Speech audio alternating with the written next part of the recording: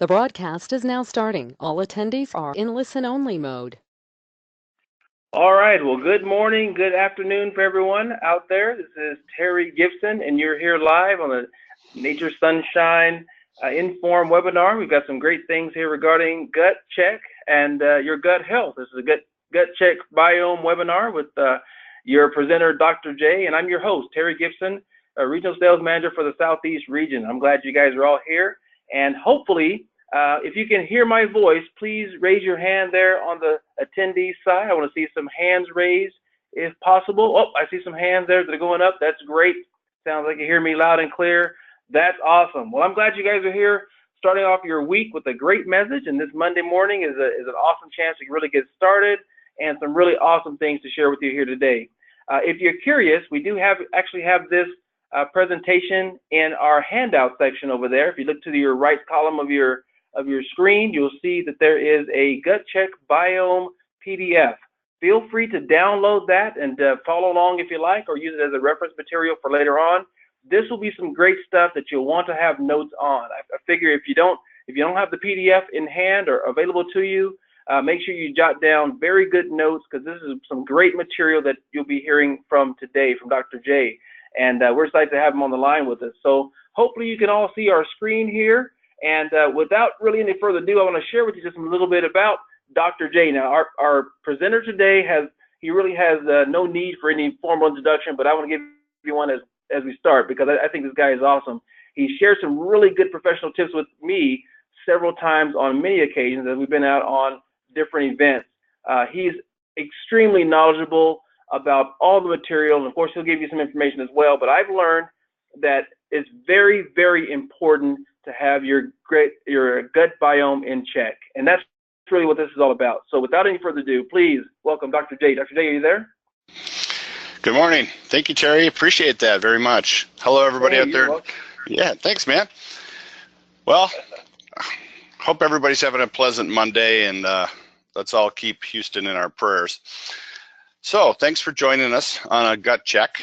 This is kind of what we call an encore presentation of the gut check, or what it takes in the gut to be healthy.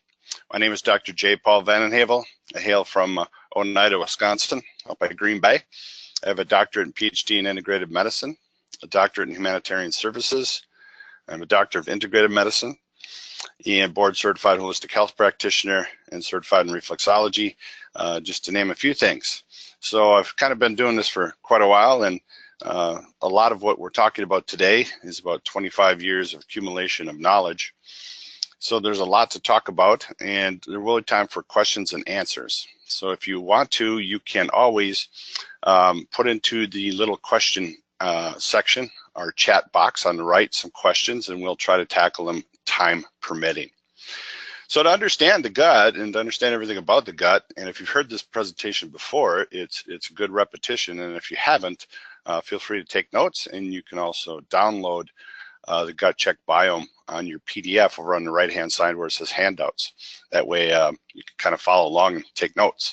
We will be doing the same presentation one more time today. So if you really like it, you know people that could benefit from it, get them to register on nspwebinars.com. That being said, all right, let's talk a little bit about the history before we get into where we are in the year 2017. Hippocrates is known as the father of medicine. Roughly about 2,500 years ago, he said, "Let food be thy medicine shall be thy food." Nature itself is the best physician. But after a lifetime of work, he concluded all disease begins in the gut. And that's a fascinating quote from Hippocrates, considering the fact that the gentleman never even had a microscope. So it was hard to determine what it was that was causing us ill health or problems. I also like to refer to Dr. Patch Adams from time to time. He said, when looking for solutions, don't see what everyone else sees. See what everyone else chooses not to see. And that is so true when we talk about the human microbiome. And keep in mind, as Hippocrates said, all problems begin in this gut area. So we start out, and we're going to end in this part of the presentation with food is information. Hopefully, by the time we're done with this presentation, you will look at food in a totally different way. You will see the value of even supplementation on a daily basis and how critical it is to survive here on planet Earth in the year 2017. When we talk about food as information, I often talk about how children make choices and adults make decisions. So when we're faced with some options of food, we have to make a decision, right? If we offer these two foods to a child, most likely they're going to choose the one on the right. Adults have to stop and think, right? But what we're going to be doing by the end is coming back to this slide in order to understand why is food information and how it affects you. And not only that, what's happening in the gut with this information. So one is a better decision than the other. And as we go forward, I think you'll see exactly what I'm trying to say. When we talk about the gut microbiome, we also have to look at some of the clinical significance and the studies that have been done. And this whole microbiome, home of the microbes, has emerged as a major influence in health status of individuals. So if we look as far back as year 2000, you know what was going on from clinical and scientific validation? Not much. And it gained a little bit of traction right around year 2007. So just in as little as 10 years, look at the explosion in the amount of studies that have been done. And this comes through things like the Human Microbiome Project. You may want to jot that down, Google it, spend some time there. But only in the last 10 years have we started to realize what Hippocrates was telling us 2,500 years ago, that so much of what's happening to us all begins in the gut. This is where everything happens. This is where it starts. And anything we can do to help the digestive system in a positive way, in turn, helps everything in the human body. Everything is interconnected. When we talk about these intestines, the home of microbes, we're talking about trillions of different microorganisms, 6,000 different species, about 4 to 6 pounds of your body weight. Half your fecal matter is discarded dead bacteria. So in other words, there's a whole ecosystem going on inside of us that we're not even aware of when we choose to see what no one else sees. So this little chart here just gives you an idea of where all these different bacteria reside throughout the different parts of the digestive system. And it's not just digestion. They're all over us. They're everywhere. They're on our skin. They're everywhere. But these bacteria are critical to our life and our function of health. They have a powerful role in what's going on, especially when we start thinking about things that can come into the system and disrupt that. Oops, jumped ahead here. There we go. Just bear with me. All right, so when we start in the very beginning with what's called maternal microbiota, talking about what happens with mom, when we study this, we know that when mom is pregnant, there's a lot of changes that are happening to mom, and that's necessary to support the newborn. But many different things can affect what's happening with what's called the microbiota. Our hygiene, antibiotics, right? Bacteria, smoking, all these different things can greatly affect what's going to be passed on to baby. Because baby in utero, it's a very sterile environment. The child has not been exposed to bacteria yet until delivery. So what we're passing on is what we're talking about, is what we're passing on to the child.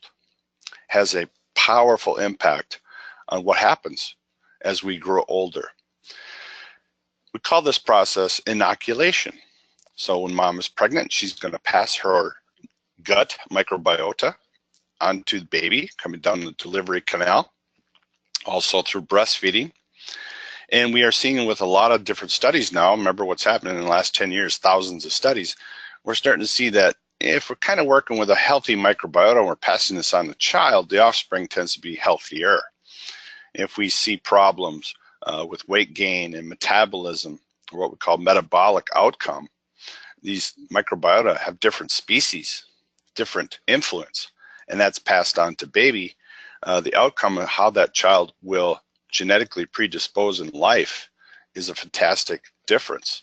So yeah, we all have genetic tendencies to things. Diabetes can run in our family, heart disease, cancer, you get the idea. But what's passed on to us has a great impact. So there's a whole bunch of changes. Normally, by the age of 3, you have about, pretty much most of what you're going to have as what's called a biome in your adult life, although that can be influenced and changed as we go forward for the good. But let's just talk about this for a minute. And this slide is very, very fascinating, so please take some time to understand it. This is what's called breastfed versus formula-fed babies. And these studies showed us that a higher abundance and a more diverse microbiota when we were breastfeeding than formula-fed. But let's just come down here and look at this first on your left, the breastfed composition of the microbiome. The areas I want you to pay attention to is the purple, which is called our bacteroidetes. Notice this is about 20% of the total population.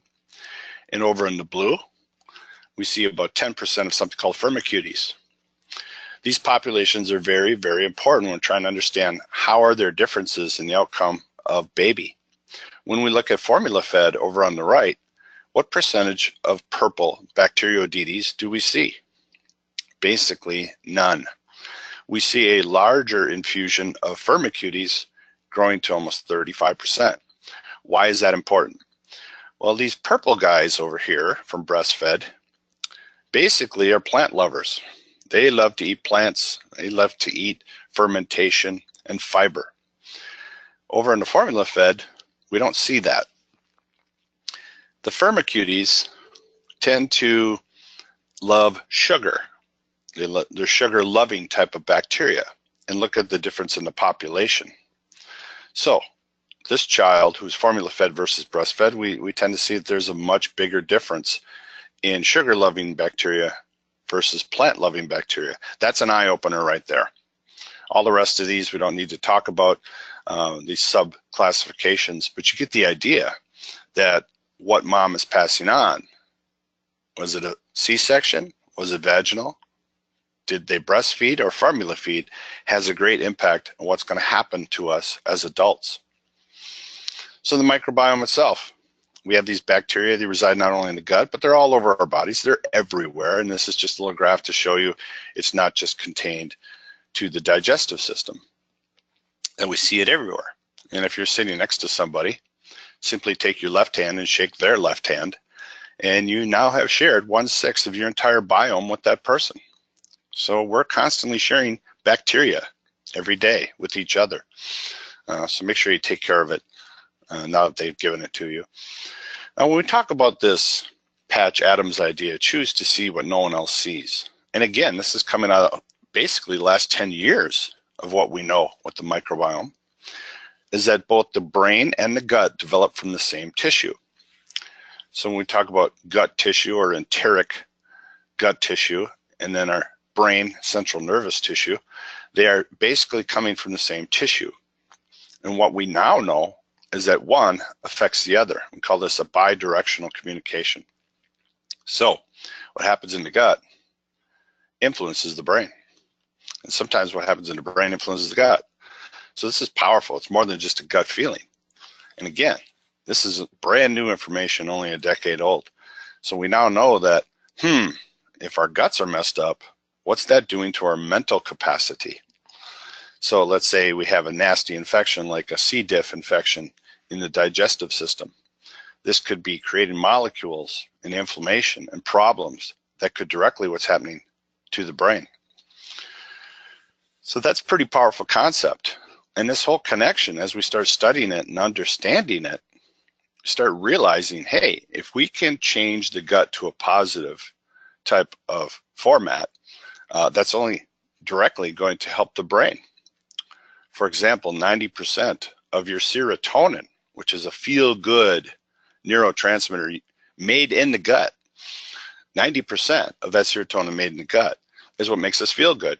So if we have depression, we have low serotonin levels, is the problem in the head or is the problem in the gut?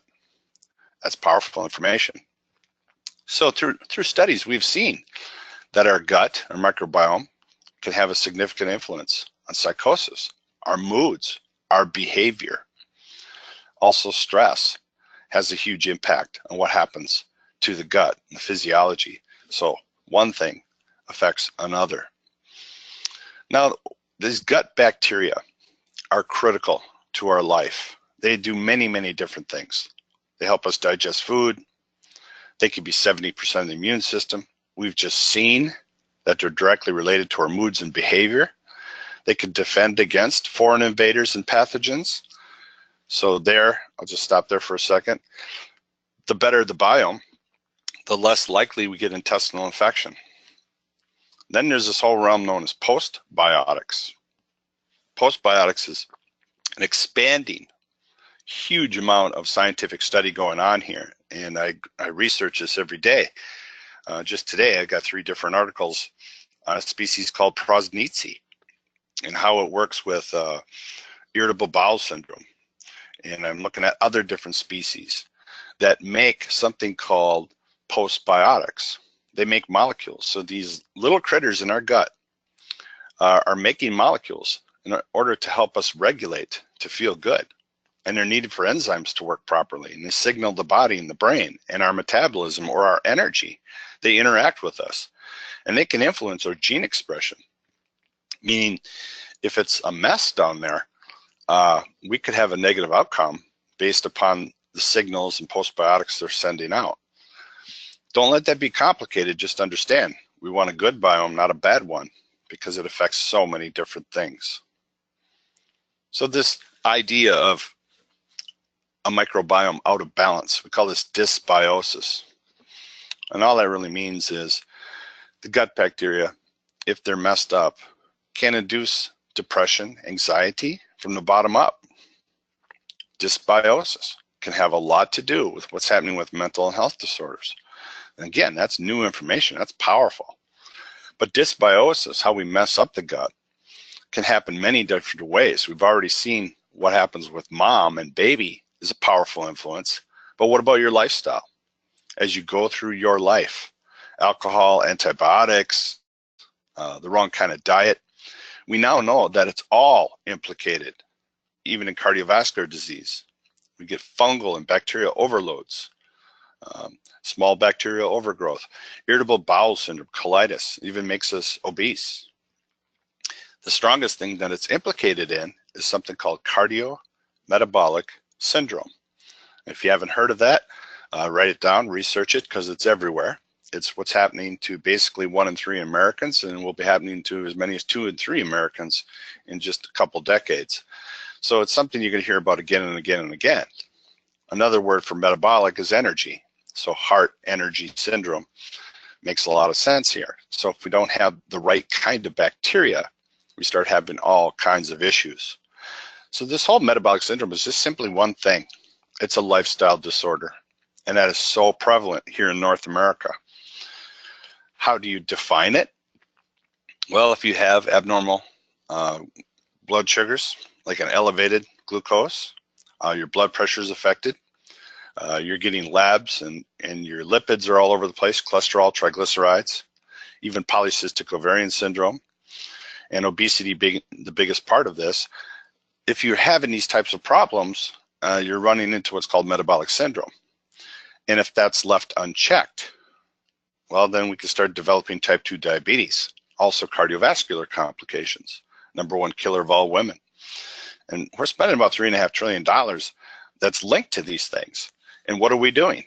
Well, we're going after triglycerides. We're going after these cholesterols. We're trying to fight obesity. We're trying to fight insulin resistance with drugs and therapies and blood pressure medications and on and on and on, when we're starting to realize that Hippocrates was right, that a lot of this is coming from what happens in the gut itself.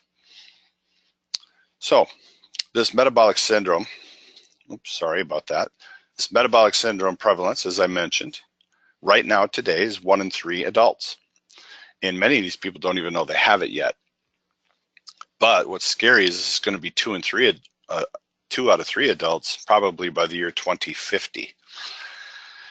Can normal people or skinny people develop this problem? Yeah, according to Journal of American Medical Association, 1 in 4 are pre-diabetic or metabolically obese and don't even know it. So it doesn't just apply to those that are overweight. Now, the biggest problem that we have in this dysbiosis, where we have a digestive system that's out of balance, is metabolic endotoxemia. That's a big word. Basically, if you read these right to left, toxemia means toxins in the blood, endo means intestines, metabolic means affecting your metabolism or your energy. So this is all coming from the intestines. Metabolic endotoxemia occurs when the level of endotoxins, intestinal toxins, in the blood increases 2 to 3 times the normal amount. So down here is something called epithelium. This is the lining of your intestines. And we want these nice and tight. Like, think of your intestines like a nylon stocking, but you don't want them stretched. You want it nice and tight. If there's any type of problem with the junction and bacteria are making byproducts, they can get through this intestinal lining like you're stretching a nylon, which can get into the blood and into the muscle and into our tissues and into our liver and even all the way up to the brain. And it alters everything, our composition, our fermentation, and our energy. We start running into all kinds of problems. This can be measured. There are many different kinds of tests that are now becoming more mainstream, but there are a lot of parts of the country that your doctors don't routinely test for these things. But one way to test if you're endotoxic is with some chemicals called LPS and ZONULIN. LPS means lipopolysaccharide. It kind of means that the digestive system is permeable or leaky. And so these toxins are getting into the bloodstream and we're picking them up as saccharides or sugars in the blood. So if we see high levels of LPS, you have a leaky gut. It's that simple. Zonulin is another molecule, those postbiotics we talked about, that can leak into the system. We usually see that from people who are sensitive to gluten or have celiac problems. So the cell walls of bacteria contain compounds that leak into the bloodstream, endotoxins. And then we get the systemic overload. So even back here with this epithelium, as that blood flow is getting contaminated and that gut microbiota is becoming dysbiosis or out of balance, and we're eating all the wrong foods, and now we're leaking through the gut, we get this circle which is very vicious, which relates into what's called systemic inflammation. What happens? We start becoming resistant to our own insulin. Of course, we're going to get larger. We're not going to have good blood sugars. We're going to have problems with energy. It's going to affect our moods. We start getting muscle pains all over the body, even fatty liver, which is the fastest growing disease in North America today that's being diagnosed. And again, that happens with this epithelium. So up here on top, this is a cross section of your intestine. So if we take this little red box and we superimpose this much larger, you're looking at the top or inside lining of the intestine. These little fingers are called villi, and as food, particles, and bacteria are on top of there, they're eating your food, digesting your food, you're absorbing your food into your body. But if the junctions that are holding these cells together start to degrade and they start to break down because you have a bad biome, it can leak right through the membrane directly into the bloodstream. Hence, we get this metabolic endotoxemia. So even if we're cleansing people, we're using occasional cleanses and they feel better for a while and then they get sick again, it's because they're leaking. And we've got all kinds of problems that are happening from what's called this leaky gut. It's affecting the whole system. And this leaky gut, again, releasing these toxins into the bloodstream, basically keeps breaking everything down further and further and further. It's a mess, and this has got to be fixed. We're going to talk about how we can do that. So understanding this leaky gut is a big part to understanding why we have so many problems and how a lifestyle can cause us all this duress. I apologize, these slides are moving a little quicker than I'd like. All right, are we beginning to see what no one else chooses to see? Well, in the case of non-alcoholic fatty liver disease, you'll see here it ranges about 17 to 33% of the population, basically 1 in 3. But if we're obese, it could be as high as 3 out of 4. Basically what's happening is these people are not drinking alcohol. They start with a normal liver, and then all of these endotoxins keep coming back to the liver from the intestines, and that causes the liver to get a little fattier. And then we get steatosis or hepatitis, and it can lead even to cirrhosis. Many studies have shown us that the gut microbiota is directly linked to this. Too much sugar, too much salt, too much bad fat. We're not getting enough fiber, we're not getting enough plants, we're eating all the wrong foods, we're drinking all the wrong things, and our livers are taking a beating. Not because of what we're ingesting, but what the microbes are breaking down. Keep that in mind. It's a powerful concept. Now, our microbiota and fecal transplants, this is just interesting because it kind of helps you understand how powerful having a good biome is. And they found this out in the Netherlands, where they would work with obese people. And they found that if they would transplant fecal matter from a lean person to an obese person, let's say a sibling, that their insulin response time almost doubled in just 6 weeks. In other words, they were taking good bacteria fecal matter from a healthy individual given to someone who's not so healthy, and they saw just in as little as 6 weeks that their metabolism started to change. But there is one small problem with that. If the person continues their lifestyle problems, those bacteria will not proliferate. Even Harvard looked at this and it showed that diet and gastric bypass encourage shifts in the gut microbiota by decreasing those firmicutes, remember we talked about those sugar-loving ones, and increases the bacteroidetes, the plant-loving ones. Yeah, you can get a gastric bypass on a diet, but this is the part that blows me away. They also said shifting gut bacteria with diet to an abundance of beneficial bacteria can show the same results compared to the surgery. That's powerful. Here, by their own admission, that if you can change the diet and you can change the microbiota, you get the same results as an expensive gastric bypass. That should get your attention, because we're talking about potentially 2 out of every 3 Americans. And how many people is that you know? Nori genes, this is just a little simple exercise to kind of help you understand how powerful these little microbes are in your body. These little microbes, because they live inside of you, live and operate based upon what you decide to ingest. And they do something called horizontal gene transfer, which means they can share genes very quickly to help them adjust and adapt to whatever you're eating. Now, put that all together. Our gut microbiota from birth to adulthood, you've heard we are what we eat, and that's true. But these nori genes, which came from Japanese, nori mean seaweed, that these Japanese gut microbiota have special seaweed-associated marine bacteria not found in people who don't consume seaweed.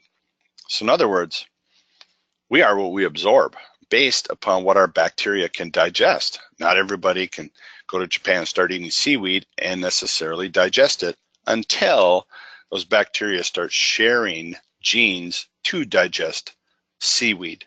That's very powerful even in herbology.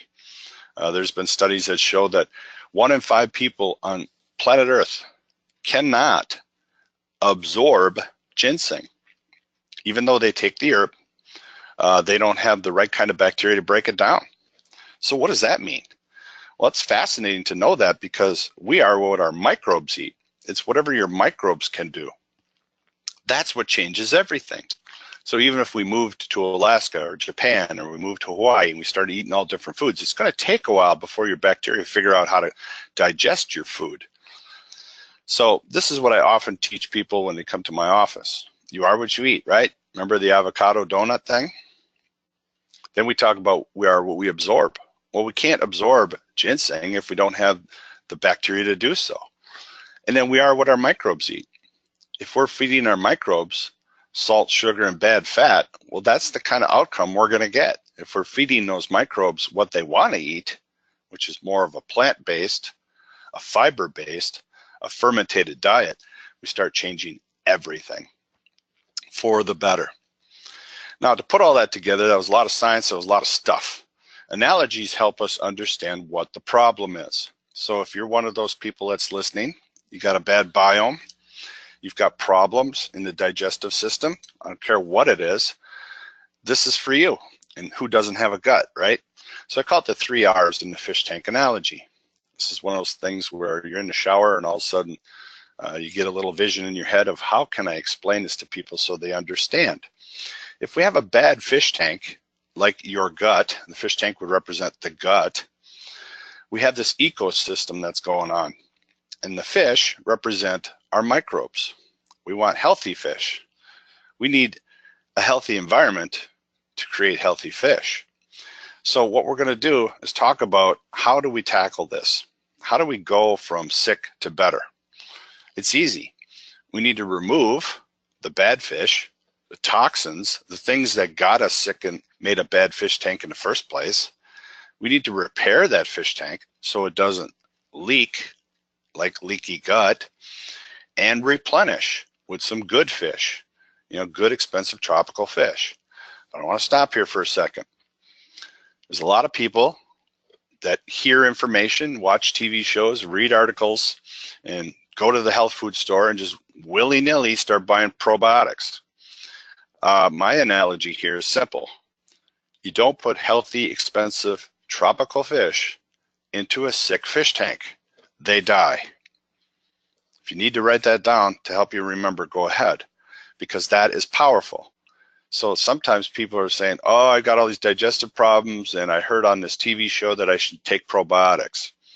Well, again, if you haven't removed and repaired, why are you replenishing when they're never going to take to begin with? I hope that's clear.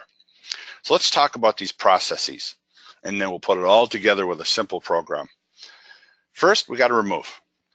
We need to eliminate things from our body that affect this biome. We talked about that. These are obvious things, right? The diet could be bad. We're not getting enough sleep. We're taking too many medications. We're smoking. We got a ton of stress.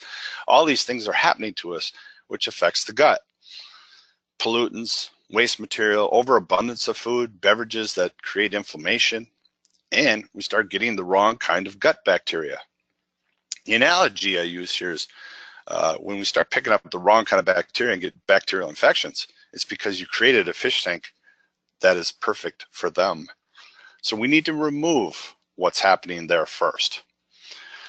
Second, we need to repair. It doesn't do any good to just do a cleanse and remove some bad bacteria and toxins and then not repair the fish tank, which is still leaking.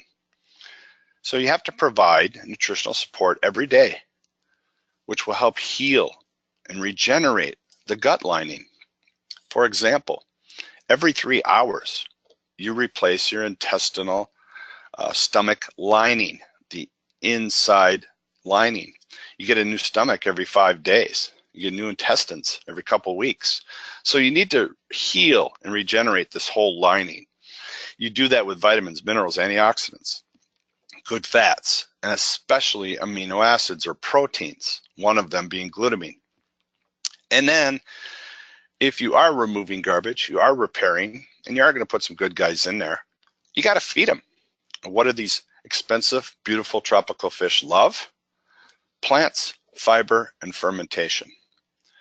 So people come to me from all over the nation, all over the world. I've had people in my office, and they always say, Dr. J, what's the best diet?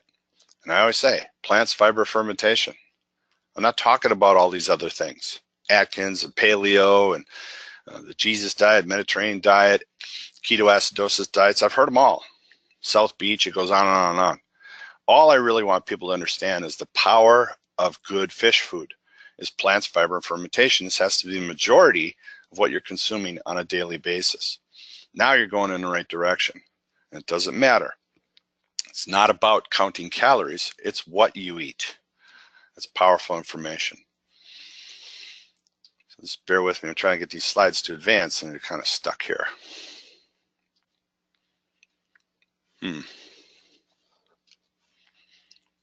Hey, Terry.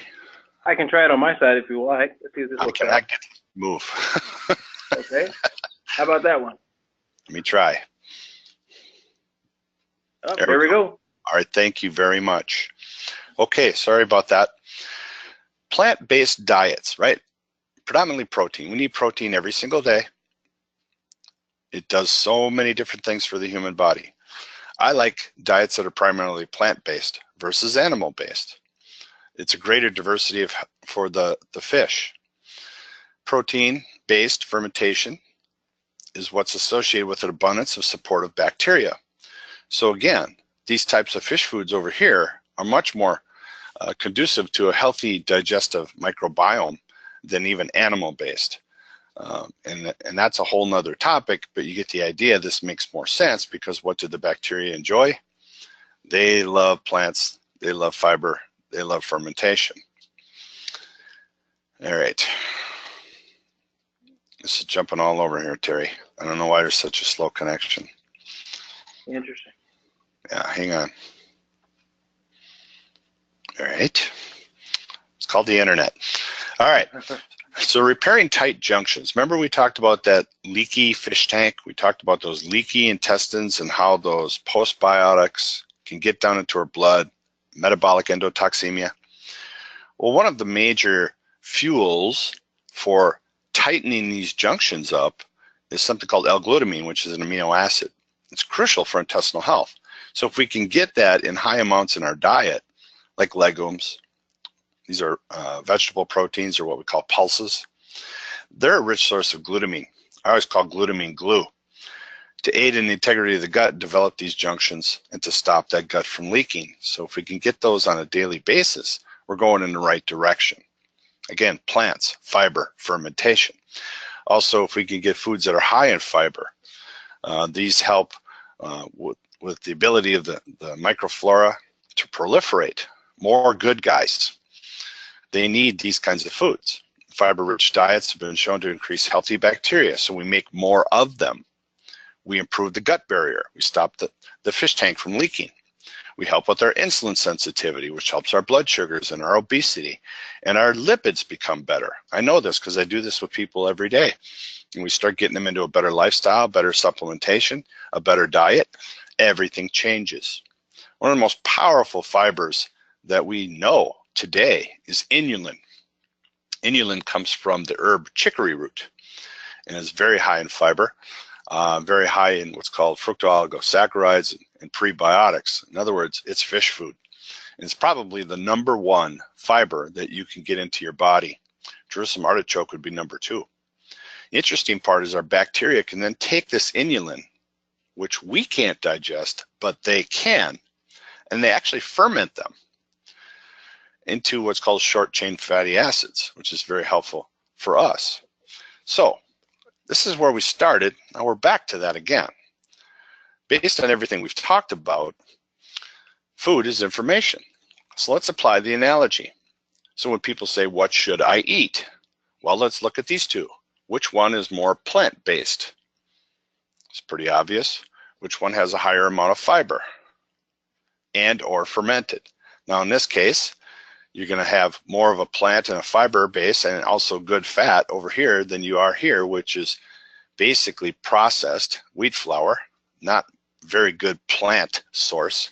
It has no fiber and it's loaded with sugar.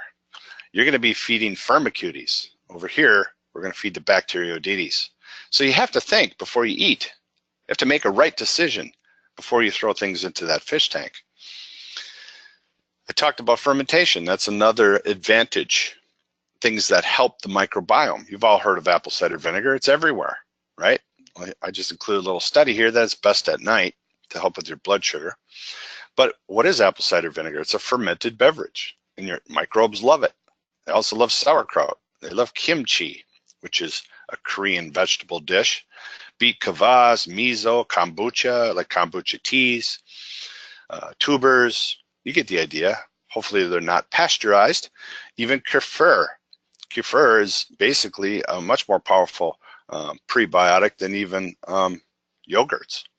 So it's a good idea to be thinking about plants, fiber, fermentation. That's all you got to ask yourself whenever you're making a food choice or a food decision. As long as it meets one of those criteria, it's a good choice. You're going in the right direction. That doesn't mean that you don't have a piece of fish or once in a while some dairy or once in a while, yeah, No, that's not what we're talking about. The majority of what you eat has got to be the right kind of fish food. So this makes a lot of sense because many people that come see me, they're like kind of entrenched in the fast food industry. They I've never met anybody who came into my office and said, I eat bad. They all think they eat healthy. But then you start questioning them and, oh, I had a pizza last night and I had Taco Bell for dinner. And, you get the idea. It's like they're not really focused on this plant fiber fermentation aspect. They think they're eating healthy. That's why it's easy to introduce plant-based protein shakes, because it's easy for them to start going in the right direction. And we'll talk about that in a little bit. Prebiotics, fish food, non-digestible fibers that are fermented in your gastrointestinal tract by your bacteria. Remember, you are what your microbes eat. Fructooligosaccharides, guar gum, lactulose, inulins, these are powerful. They help the good guys become more proliferative in the gut. And we have all kinds of beneficial effects when we're bringing these right kinds of foods in.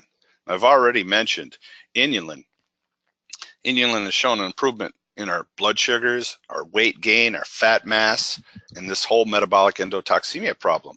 So the more you can get into you, the better. And this is just a little chart to show you what are the amounts of fructooligosaccharides, or fish food or nursery food for the good bacteria. You see chicory root being very, very high in grams per 100 grams. You also see the amount of inulin that's in that certain food, almost off the chart. So that's why we like to include inulin and chicory root in a lot of protein shakes. It makes sense. Jerusalem artichoke's another one. And then you see even dandelion, garlic, it goes right on down. Gee, no wonder herbs work so well when we take them internally. But it's that inulin that we're looking for. The more we can get in there, the better the fish food, the better the fish, the better the gut, the better the brain. Then the third part is, once we have removed, cleansed out some garbage, gotten rid of some bad critters, and we start repairing that fish tank, now we can start thinking about putting good bacteria back in. So you can see what's going on with the information highway out there today, is that it's kind of putting the cart in front of the horse. So I usually don't even start probiotics until I know that they've done some cleansing and some repairing. You can do all three at the same time.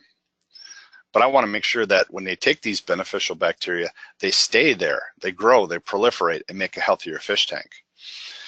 One thing to keep in mind in supplementation is quality and safety of the strain is what counts, not the amount. I have people that come into my office and, oh, I went to the store and I bought this probiotic. It's got 500 billion gazillion per capsule. That doesn't mean anything to me. Because again, why are you throwing all these fish into a bad fish tank? I would rather use a very high quality supplement, something that I know has been studied, something I know has been safe. There's about a dozen that we should be doing on a daily basis. And this all comes from the International Probiotics Association. They should know. It's not about the number as it is the quality and safety of it. And there's a lot of probiotics on the market that are not worth the money. So these supplements, they do help maintain a good community. So it also makes sense too that sometimes we do have to take an antibiotic or we need a certain medicine. Well, after that, I'm going to put some more fish back in. But if we have a good biome, it really helps inhibit the invasion of pathogens. And no matter what they may be, E. coli, salmonella, C. diff, all kinds of different things.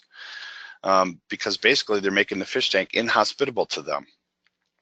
It improves the gut barrier function. I mean, these are the kind of fish we're looking for, right? Happy, healthy, wonderful looking bacteria that are creating a very healthy environment, an excellent coral reef, so to speak.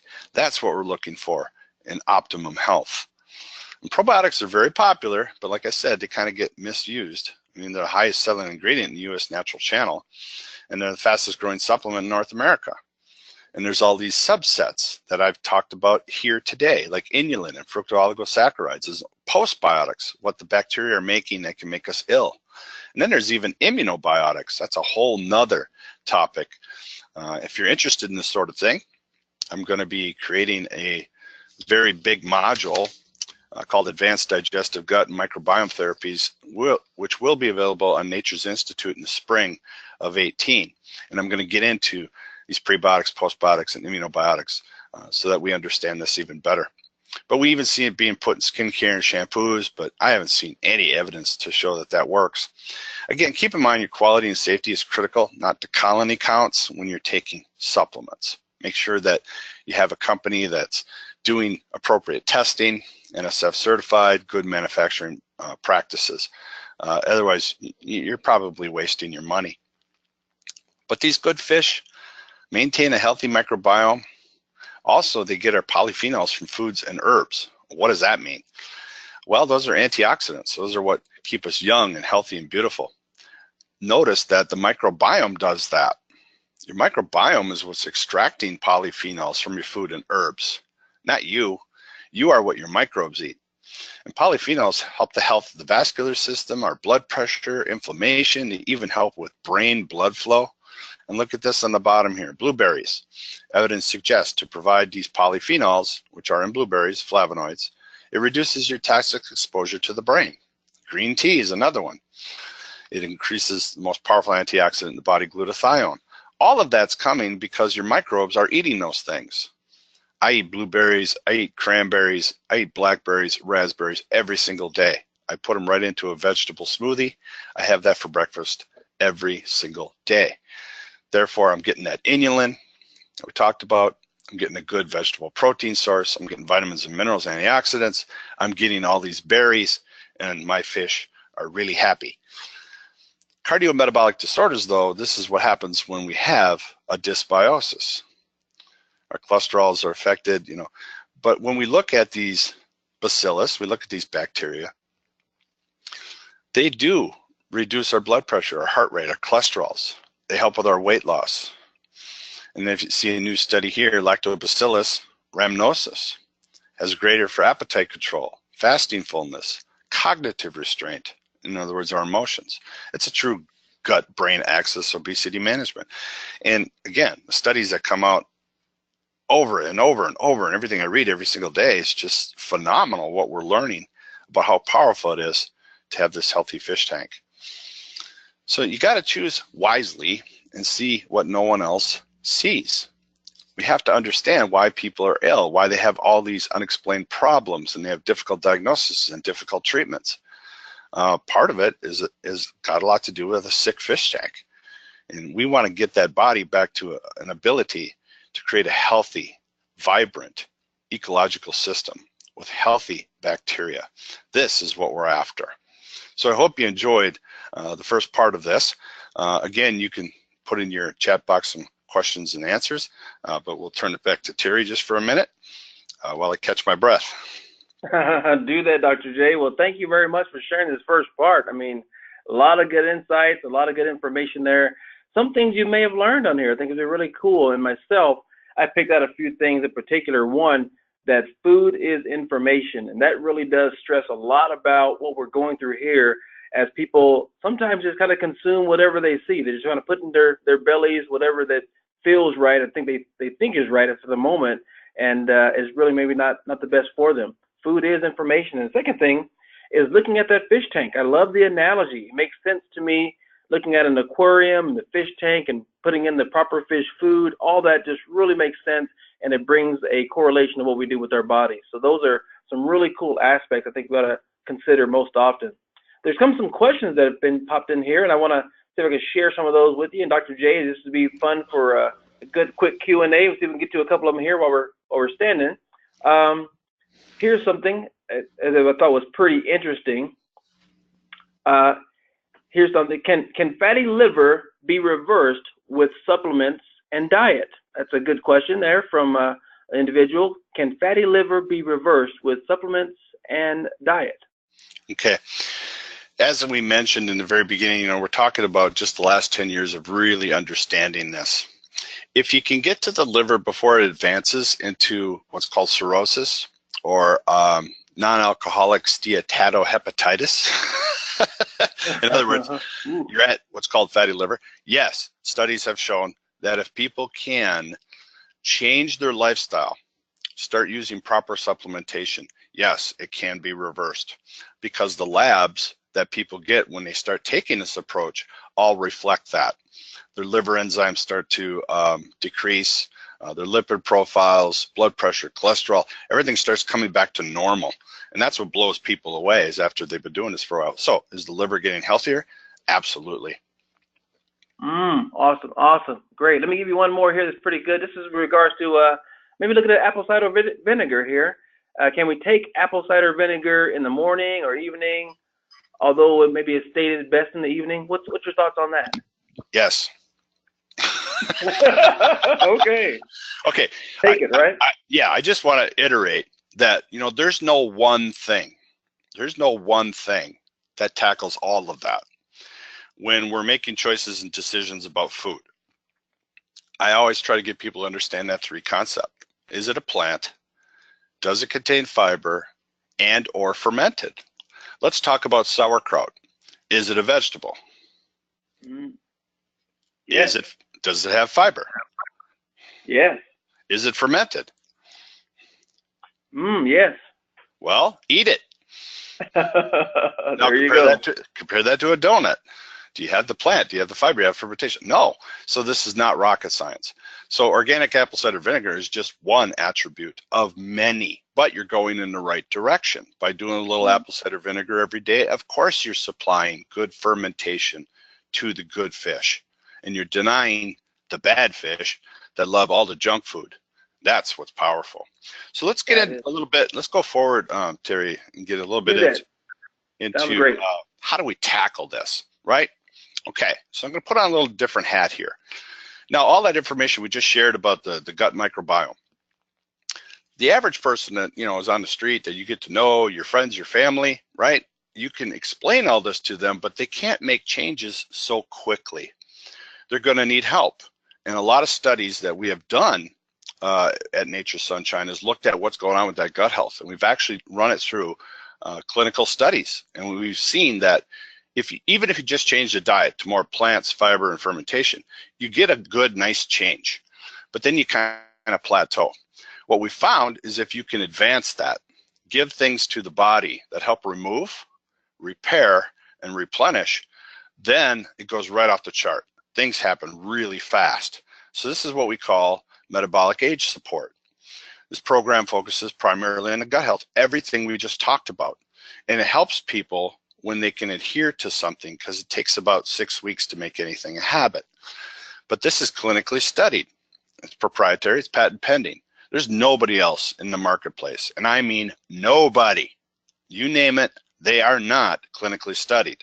This is. So it's unlike anything else on the market. You can also get what's called a coach. You can have someone who can coach you through this in a 13-week situation. You can be in a weekly group support. You can do it on your own.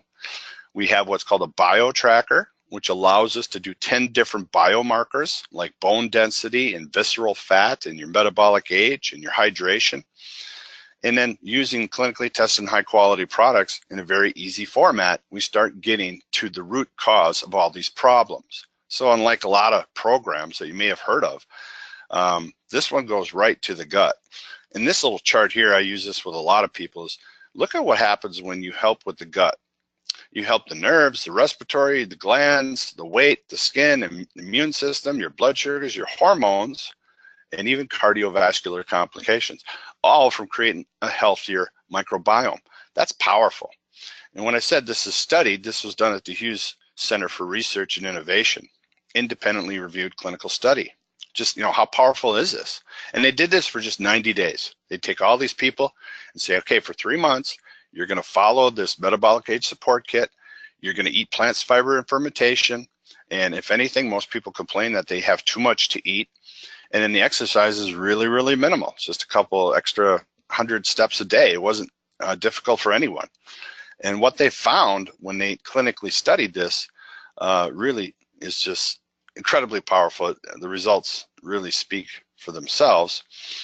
If I can get this to go forward again. Come on. Terry, can you move that for me? Sure can.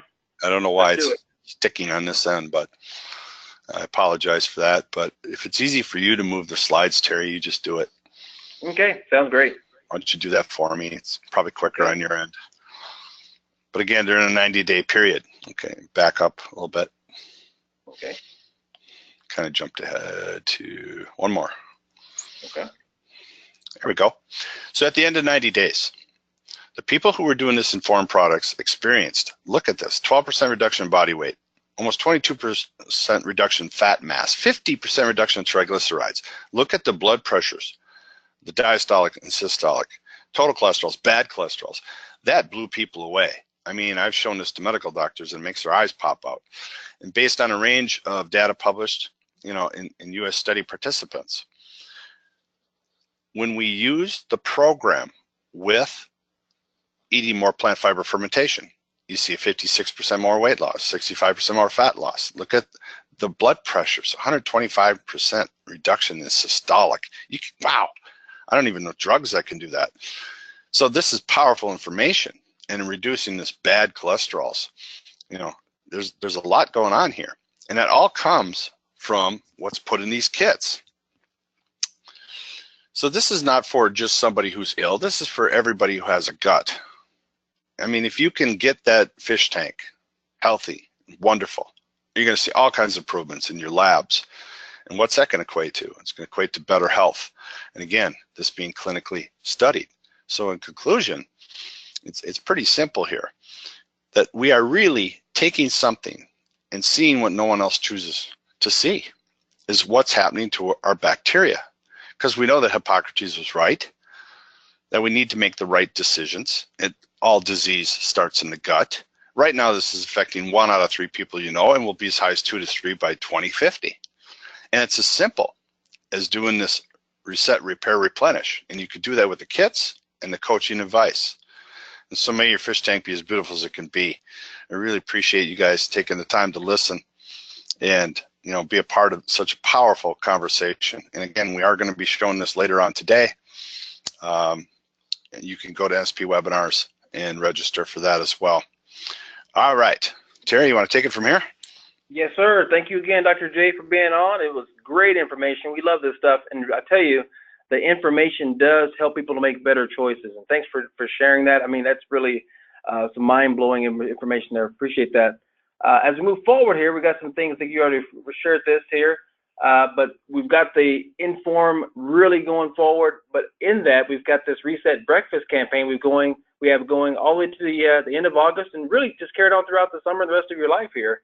The first thing is basically start your day with the quality protein. Number 2, add a probiotic. Number 3, accelerate with detoxification with the Purify there. It's really awesome.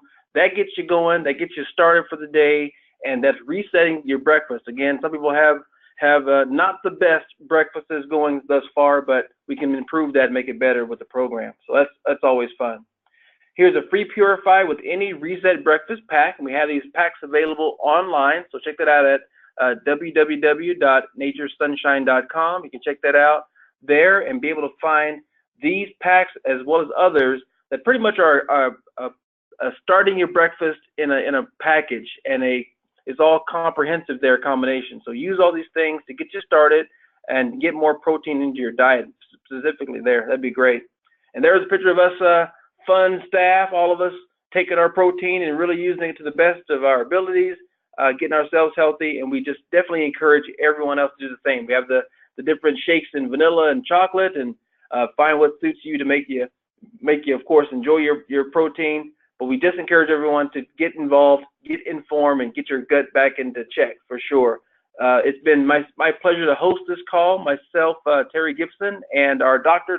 J. Vanden Heuvel has been on here with us. We appreciate your time this morning and look forward to having a great day. Talk to you soon. Thanks, everyone.